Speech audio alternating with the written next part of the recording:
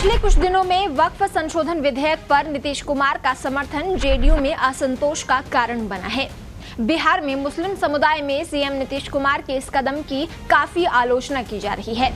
जब से ये विधेयक संसद से पारित हुआ है, पार्टी के कई मुस्लिम नेताओं ने इस्तीफा दे दिया।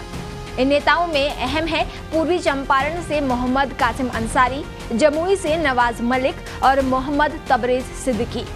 इन इस्तीफों ने नीतीश कुमार के मुस्लिम समर्थक रुख को लेकर कई सवाल खड़े कर दिए हैं।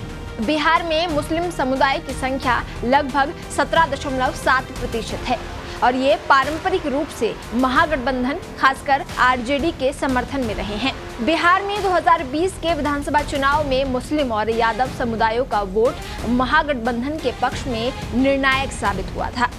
हालांकि 2020 के बाद मुस्लिम वोटों में बंटवारा हुआ है और इसका फायदा एआईएमआईएम जैसी पार्टियों को भी हुआ है। नीतीश कुमार, जो पहले मुस्लिम वोटों का समर्थन करने के लिए जाने जाते थे, अब अपनी पार्टी के भीतर के विवादों के कारण मुश्किलों का सामना कर रहे हैं। हालांकि जेडीयू के प्रवक्ता राजीव रंजन ने इस बात से इनकार किया है कि इस्तीफा देने वाले नेताओं का पार्टी से कोई खास रिश्ता था, लेकिन स्पष्ट है कि वक्फ विधेयक के समर्थन ने नीतीश कुमार की मुस्लिम समर्थक छवि को नुकसान पहुंचाया है। बिहार के मुस्लिम वोट हमेशा से महत्वपूर्ण रहे हैं, खासकर सीमांचल क्षेत्र में जहां मुस्लिम आबादी ज्यादा है। लेकिन अब ये देखा जा रहा है कि मुस्लिम वोटों में विभाजन हो रहा है। 2020 के विधानसभा चुनाव में मुस्लिम उम्मीदवारों की संख्या में गिरावट आई थी और 2020 में सिर्फ 19 मुस्लिम विधायक चुनाव जीतने में सफल रहे थे।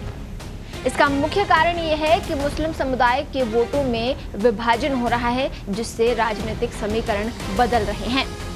नीतीश कुमार के साथ साथ विपक्षी दल भी इस विभाजन को अपनी रणनीति का हिस्सा बना रहे हैं।